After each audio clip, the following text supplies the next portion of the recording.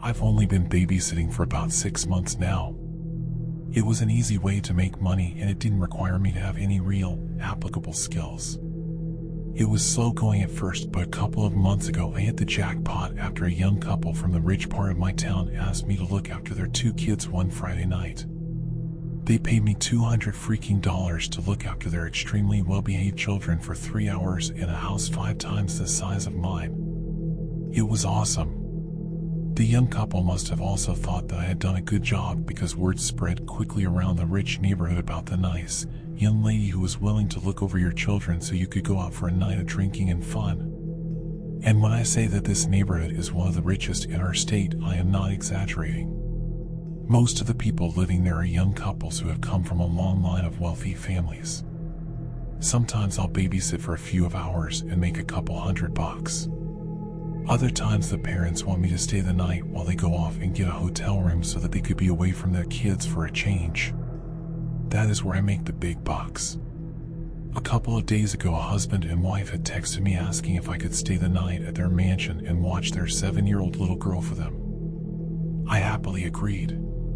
If only I knew what I was in for. When the day finally came, I drove my beat-up Jeep Wrangler to the edge of the rich neighborhood and made my way up this private driveway that I had never noticed before because the entrance was hidden back amongst the trees that surround the entire north side of town. I drove up this steep, winding driveway for what seemed like 10 minutes before I finally saw the house come into view. Out of all the houses I babysat at, this was hands down the most gorgeous one I've ever seen.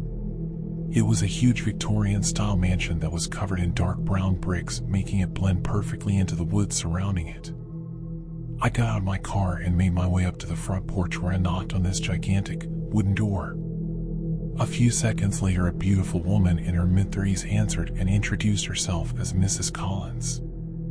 She called her husband down, and shortly after, an extremely handsome man, also in his 30s, came walking down the grand stairway holding an adorable little girl in his arms. The couple seemed very anxious to leave, and even though they were both gorgeous people, I could tell that underneath all of their beauty they were both extremely tired and haggard from having to keep up with their 7-year-old. They were obviously very excited about having an entire night to themselves and couldn't wait to get out of there as fast as they could. Before Mr. and Mrs. Collins left, however, Mrs. Collins handed me several pieces of paper and told me that she had written down a couple of instructions for me to follow throughout the night. She stressed to me how important it was to follow her instructions, and I assured her that I'd give them a look. I waved to the pretty young couple as they made their way down the driveway in their expensive Mercedes and then closed the door behind me. I gave the instructions a quick once-over before folding the papers and stuffing them into my back pocket. I'll look at them later, I told myself. How stupid I was to do that.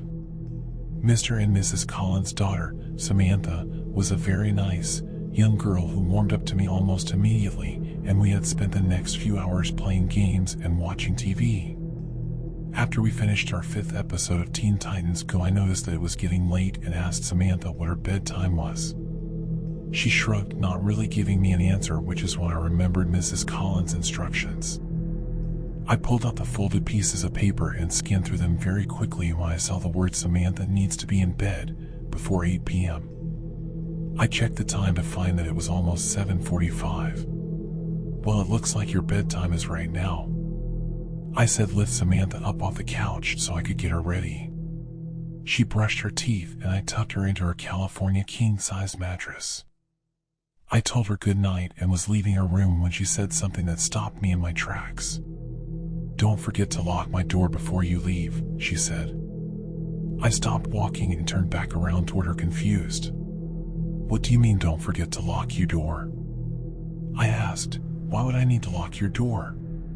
What if you have to go to the bathroom in the middle of the night?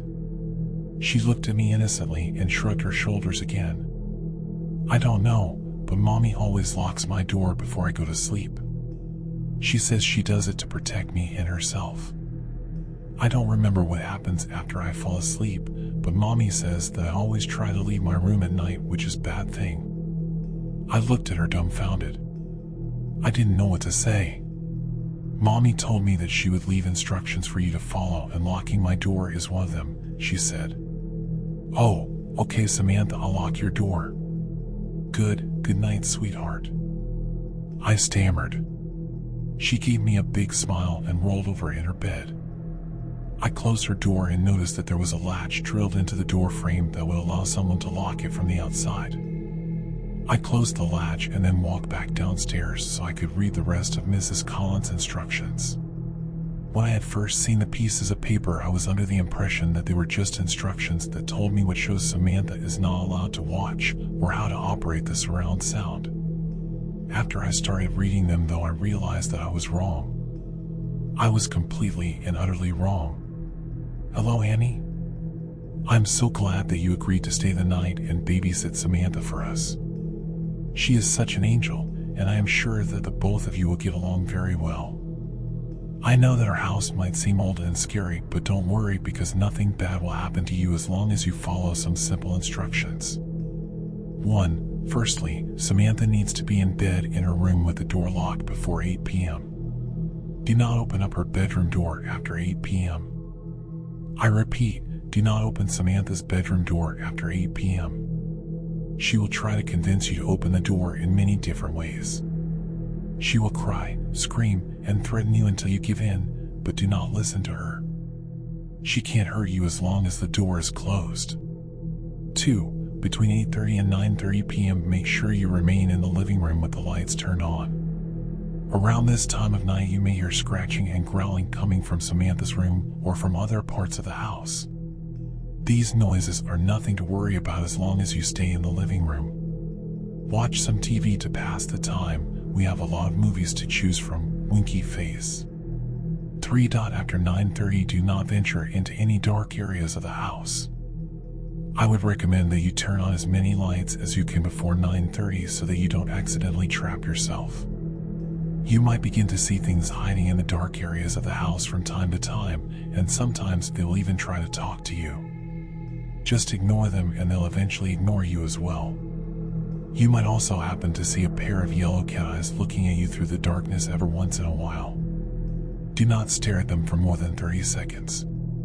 For .at around 10 p.m. it might begin to sound like there are several people walking around in the basement downstairs. Do not worry because as long as you stay out of the basement they cannot get to you. I know it sounds unlikely, but around this time you will begin to feel an overwhelming urge to walk down into the basement. If this happens, go into the kitchen and drink a cold glass of milk. This usually helps. The urge will most likely pass after about 10 minutes, but if the urge is still there after 10 minutes and you don't think that you will be able to stop yourself from walking into the basement, then call either me or Mr. Collins and we'll tell you what to do. 5. When 10:30 comes around you will begin to hear something running back and forth in the hallway upstairs. Stay on the first floor of the house during this time. Don't worry about Samantha. As long as you locked her door beforehand, he won't be able to get to her. If you start to hear him making his way down the stairs, then lock yourself in the first floor bathroom with the lights on. He will knock on the bathroom door repeatedly and will try impersonating someone close to you like your mom or your dad in order to trick you into opening the bathroom door for him. He is really good at it. No matter what he says to you and no matter who he sounds like, do not open the door. He should go away after 5 minutes. Check under the door to make sure that he is no longer there before you open it. 6. Now this next part is very important. You will be sleeping in our guest room upstairs for the night. Before you go to bed, make sure that you leave a plate outside your bedroom door with a piece of raw steak on it. You can find the raw steak in our refrigerator and leave a glass of milk next to the plate as well. On a piece of paper, write the words "Park at Me" in red ink and leave it on the plate with the raw meat. Also, at some point during the night you might wake up and notice that there is something standing in the corner of your room. Please refrain from looking at the figure as much as you can. I'd recommend wearing earbuds so that you won't hear it muttering to itself. And that's about it. There are also a few other general rules that you should follow throughout the night just to make sure that nothing bad happens. Rule 1. If the house phone rings at any point during the night, don't answer it no matter how long or how loud it might ring. Mr. Collins and I will call your cell phone if we need to talk with you. Rule 2. If you feel something tap you on the shoulder at any point during the night, don't turn around and wait at least 30 seconds before moving again. Rule 3. Don't eat meat after 8 o'clock. They might see it as a threat and will most likely attack you. Thanks again, Annie. If you have any trouble or questions, feel free to call me or my husband at any point during the night. If you do call us and a man with a very deep voice answers the phone, hang up immediately and try calling us again. P.S. Throughout the night you might hear a dog whimpering from somewhere off inside the house. We don't have a dog, so don't go looking for it. I hadn't realized what I had gotten myself into. It is currently 8:31 p.m. as I am writing this, and the growling noises just started. It sounds like they're coming from every room in the fucking house. I thought that Samantha's screams from a couple minutes ago were going to be the worst part, but now I can hear her muffled growls from upstairs, and I can assure you that this is worse. This is so much worse.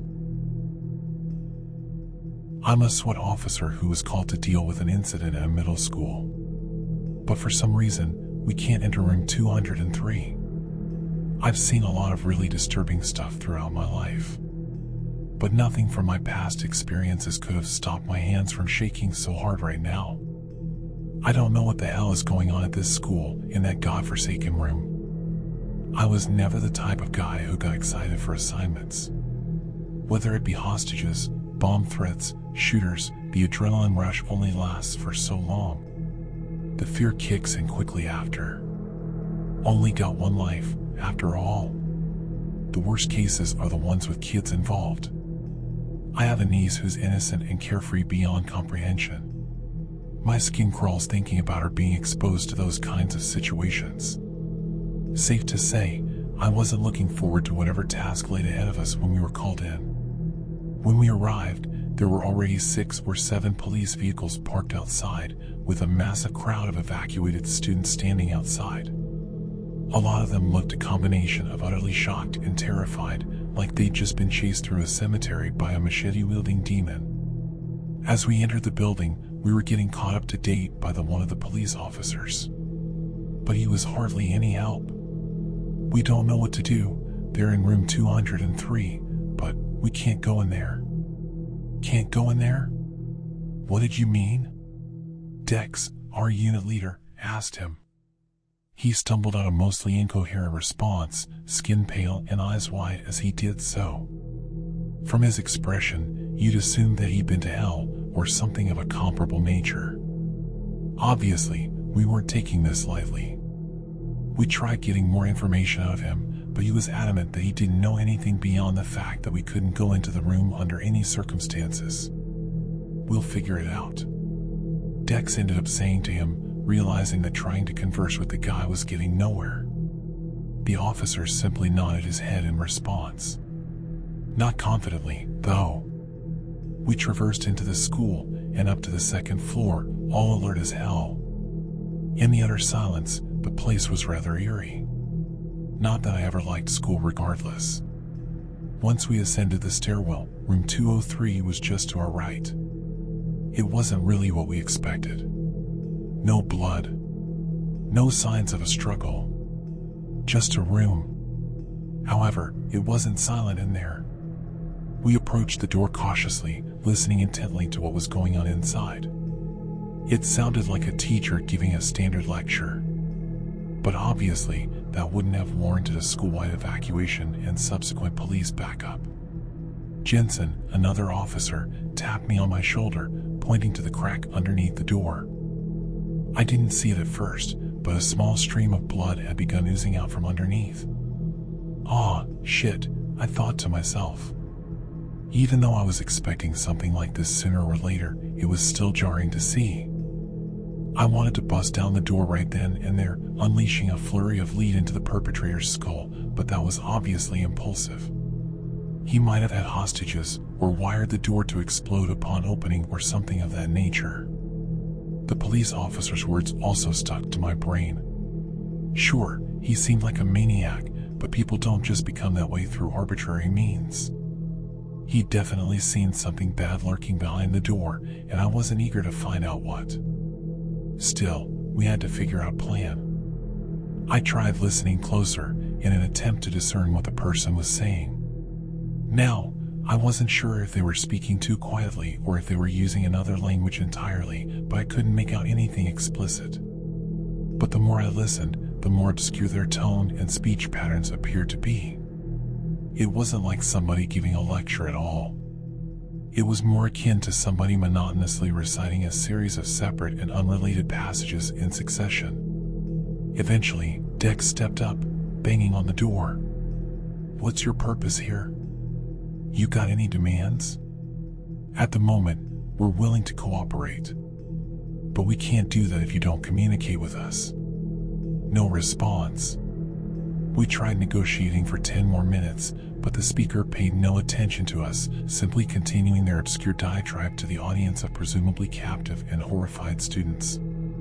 "Fuck it," Dex said, frustrated. "Hate dealing with crazy fucks." He pulled out a radio and began talking to another unit. Soon enough, 2 more teams were on their way, one to monitor the windows from outside, and one to take a position in the room directly under 203. We were trying to consider every possible angle here. About 15 minutes later, the outside team showed up. Of course, there was nothing much to report on, given the fact that the windows were boarded up from the inside. Still, they had multiple snipers take vantage points. They were more or less there in case things went absolutely belly up. "This is some bullshit," Axwell, another officer, said. "If they end up never telling us anything, are we just going to wait here forever? The kids might die of natural causes instead." I wasn't going to be the one to say it, but I sure was thinking it. There were no easy solutions for situations like these. Another 5 minutes elapsed before the ground team showed up, announcing to us over the radio that they were making their way over to the room underneath. The radio crackled once again. "Hey, Dex." Dex picked it up. "Yeah. Something wrong?" "I don't think we should go inside." "What? What the fuck are you talking about?" He was cut short by something rather jarring. Not a noise. More so the absence of noise. Whoever was inside the room had stopped talking. Dex put the radio down, ready to negotiate once again. "You finished? Can we talk now?" he asked. Suddenly and wholly unexpectedly, the door opened just a crack. Thankfully, I was on the side closest to the doorknob, which meant I wasn't able to see anything inside. But as for the 3 officers who did, including Dex, well, I'm not quite sure what happened to them. I remember feeling a gust of boiling air seeping out and seeing some kind of deep purple glow emanating from within. At a point, I thought I could see Dex's eyes beginning to leak blood, but that may just have been my imagination. All I know is that I blinked a few times from the heat, and a few seconds later, 2 of the officers were gone and the door was closed, leaving Jensen by himself, kneeling on the ground while covering both of his eyes with his hands. We tried getting him to talk, but he wouldn't budge. In fact, he wouldn't move an inch from his bizarre position. At that point, I was beginning to panic hard. This evidently wasn't a normal situation at all. Lee was also frustrated, banging on the door and barking out orders as if whatever fucked up entity lurking in the room cared at all about his grievances. And then he made a drastic mistake. He took his rifle and began breaking the door down with it. He managed to get about halfway through before succumbing to whatever fate Jensen had just before him. I turned around, seeing him also covering his eyes, frozen in a position on the ground. I tried not to look at the purple light flowing out from the holes in the door as I made eye contact with Axwell. We were both ready to get the fuck out of there. I took the lead, rushing towards the stairwell. But after about 2 seconds of running, I heard a scream from behind me. Some kind of large insect-like appendage shrouded in a dark violet smoke had burst through one of the holes, grabbing him by the waist. I reckon that if I were a single second later, it would have done the same to me as well. I tried shooting at the thing, but my bullets simply bounced off. It pulled Axwell in shortly after, demolishing the door with it. The room was completely open now, but I wasn't planning on investigating. Just like that, I was the last man standing. I bolted down the stairwell and through the first floor hall, only to find the path to the nearest exit blanketed in the same smoke that was coming off of the appendage. There was no way in hell I was going to try traversing through it. I picked up my radio, attempting to contact the floor unit instead. Where are you guys? What's going on? A shaky voice answered on the other end. You better hide. Hide? I questioned. Why don't we get our asses out of here instead? I'm looking outside the window right now. Something's happening out there. Given all the commotion, my mind had automatically filtered out the noise. I concentrated, hearing suppressed screams and sporadic gunshots emanating from beyond the walls of the school. Come on, I muttered. I did as I was told, stumbling into a straight classroom and barricading the door behind me. The room I'm in now doesn't have any windows, so I can't tell what's going on outside. I've been checking for news updates on my phone, but nothing. I'm also averse to using my radio to call for help, because it might give my position away. I don't know what the hell's lurking out there in the hallways, but I can certainly hear something moving around. Not sure how far it is, though. I guess I'll just have to wait here until somebody comes for me. All 18 lives of Omen, the cat. 1. It was a shock when our family cat, Nancy, passed away while